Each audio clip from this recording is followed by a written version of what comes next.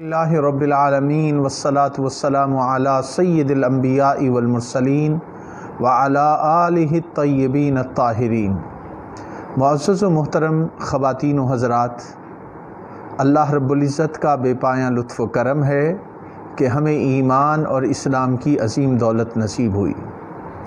آج کی اس نشست میں ہم فاقہ کشی اور کم خوری اس حوالے سے گفتگو کریں گے، اور میرا جو بنیادی نقطہ ہے آج کی اس ڈسکشن میں وہ یہ ہے کہ فاقہ کشی اور کم خوری سنت مصطفیٰ صلی اللہ علیہ وآلہ وسلم ہے۔ اس حوالے سے آج کی ہماری ڈسکشن ہے، اور فاقہ کشی اور کم خوری یعنی کم کھانا یہ ایک ایسی چیز ہے جس سے اللہ تعالیٰ انسان کو بے شمار برکات سے نوازتا ہے۔ کھانے پینے کا بنیادی مقصد انسان کی زندگی کی بقا ہے، عبادت کی انسان کو توفیق کا حاصل ہونا ہے، اور تسلسل سے غور و فکر کرنا اپنی تخلیق کے حوالے سے، یہ وہ بنیادی مقاصد ہیں جس سے انسان کو توانائی ملتی ہے اور وہ کھانا کھاتا ہے۔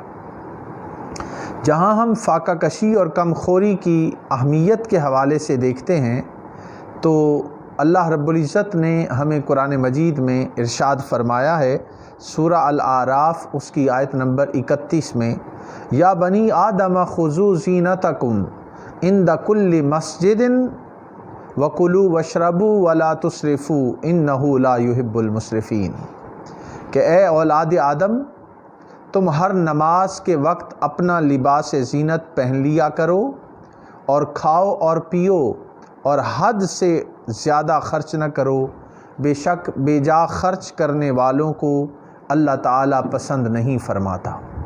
تو یہاں پہ کھانے پینے کا حکم دیا جا رہا ہے، مگر اسراف سے منع کیا گیا ہے۔ جب انسان کا پیٹ بھرا ہوا ہوتا ہے تو طرح طرح کی نفسانی خواہشات اور اخلاقی بیماریاں انسان کا مقدر بن جاتی ہیں، اور انسان کا جسم اور انسان کا پیٹ جب وہ خوراک سے بھرا ہوا ہوتا ہے تو پھر وہ پیٹ اخلاقی برائیوں کی ایک بہت بڑی آماجگاہ بن جاتا ہے۔ انسان کے اندر جاہ و مال اور مرتبہ کی محبت، ریاکاری، باہمی فخر و غرور، حسد، عداوت، بغض، عناد، سرکشی وغیرہ، یہ ساری خرابیاں بسیار خوری یعنی زیادہ کھانے کی وجہ سے انسان کو لاحق ہوتی ہیں۔ یہی وجہ ہے کہ اللہ رب العزت نے اہل ایمان کو فاقہ کا حکم دیا، اور فاقہ کشی کی بہترین صورت وہ روزہ ہے۔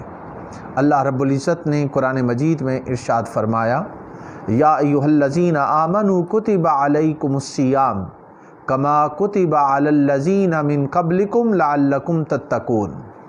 یہ سورہ البقرہ کی آیت نمبر 183 ہے۔ ارشاد ربانی ہے، اے ایمان والو، تم پر روزے اسی طرح فرض کیے گئے جیسے تم سے پہلے لوگوں پر فرض کیے گئے تھے، تاکہ تم متقی اور پرہیزگار بن جاؤ۔ تو پرہیزگاری کا حصول روزے کے ذریعے سے کیسے ممکن ہے؟ فاقہ کشی، روزہ فاقہ کی ایک صورت ہے کہ انسان صبح کے وقت کھانا، سحری کے وقت کھانا کھاتا ہے، اور سارا دن اپنے جسم کو بھوک اور پیاس کے ساتھ رکھتا ہے۔ اس کے نتیجے میں انسان کی خواہشات ٹوٹتی ہیں، اور اسے غور و فکر کرنے کا اور اللہ کی عبادت کا زیادہ موقع ملتا ہے۔ جہاں تک ماہ رمضان کے روزوں کی بات ہے، یہ تو مسلمانوں پر فرض ہیں۔ اس کے علاوہ بھی جب ہم حضرت محمد مصطفیٰ صلی اللہ علیہ وآلہ وسلم کی زندگی کا جائزہ لیتے ہیں تو نبی رحمت صلی اللہ علیہ وآلہ وسلم نے کئی نفلی روزے رکھے۔ تو گویا نفلی روزے رکھنا یہ بھی مسنون عمل ہے، اور حضور علیہ الصلاۃ والسلام کی سیرت سے اور آپ کے عمل سے ہمیں اس بات کا علم ہوتا ہے۔ یہ جو روزہ انسان رکھتا ہے، اس سے انسان کے جسم کو تزکیہ اور تصفیہ یعنی بہت سی آلائشوں سے یہ روزہ انسان کو پاک و صاف کر دیتا ہے۔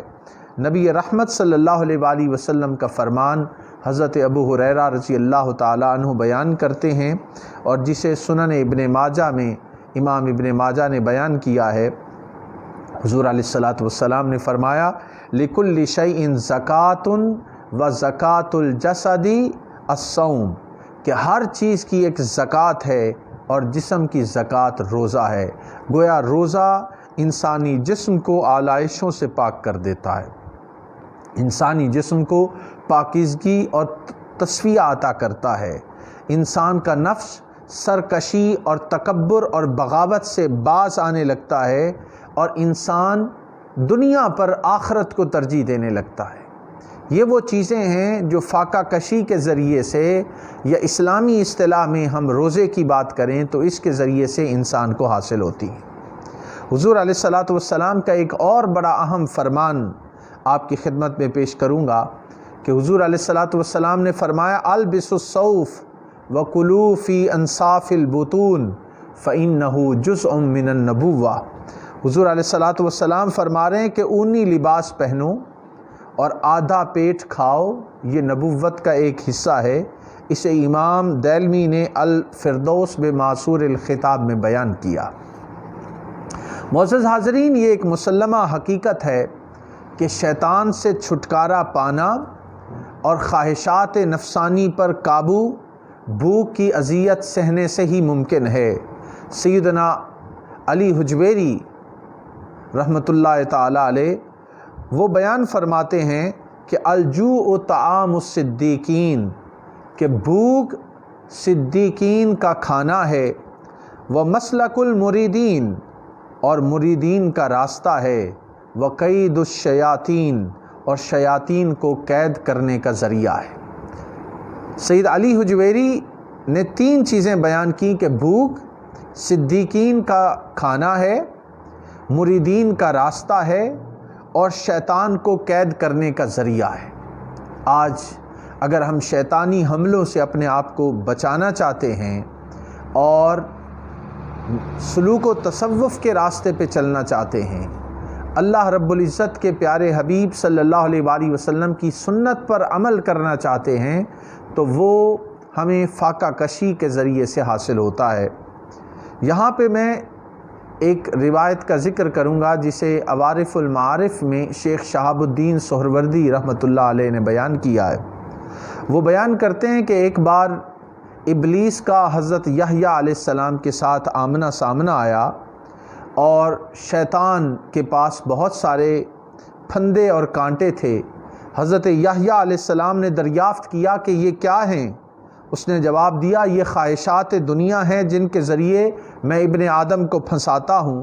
حضرت یحییٰ علیہ السلام نے دریافت کیا کہ اے شیطان، کبھی تو نے مجھے بھی کسی خواہش میں مبتلا پایا ہے؟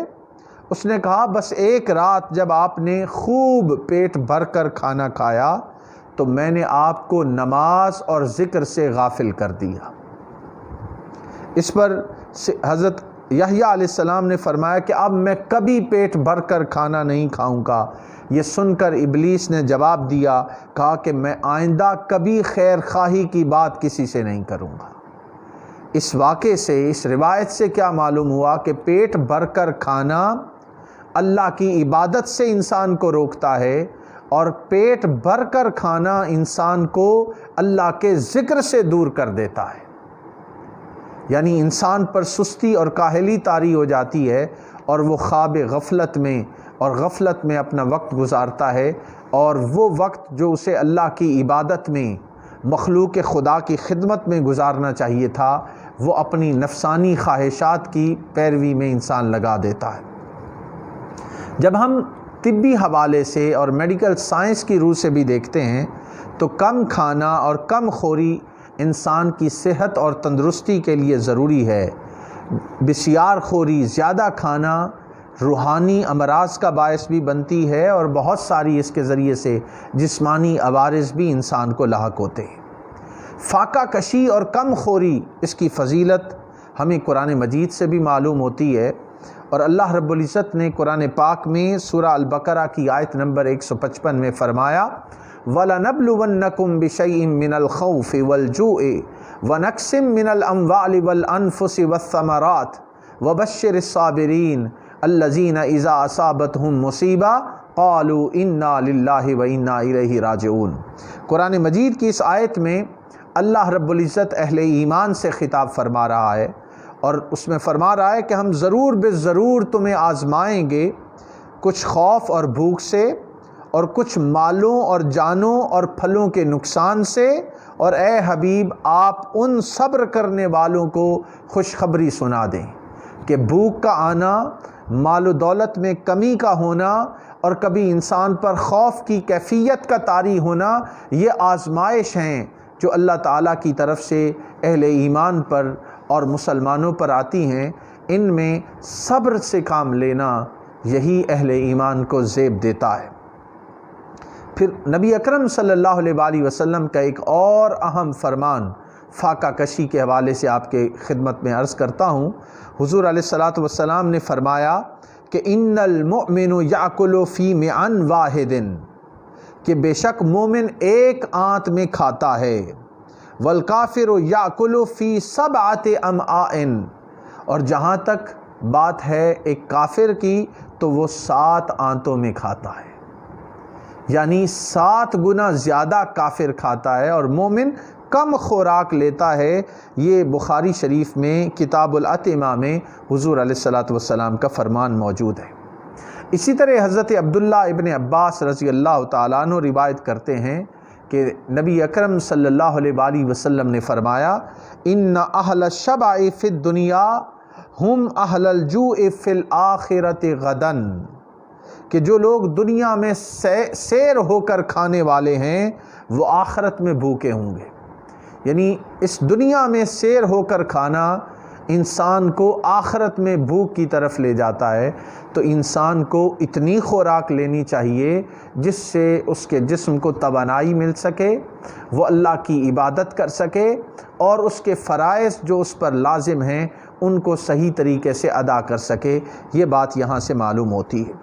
جو انسان فاقہ کش ہوتا ہے اس کا دل و دماغ روشن ہوتا ہے، اس کی طبیعت صحت مند رہتی ہے، اور اس کے اندر یہ بھوک انسان کے نفس کو عاجزی اور انکساری کی طرف لے جاتی ہے، اور یہ کھانے کی کمی انسان کے نفس کی اشتہا کو کم کر دیتی ہے، اور انسان کی خواہشات کم ہو جاتی ہیں، کم خوری اور فاقہ کشی۔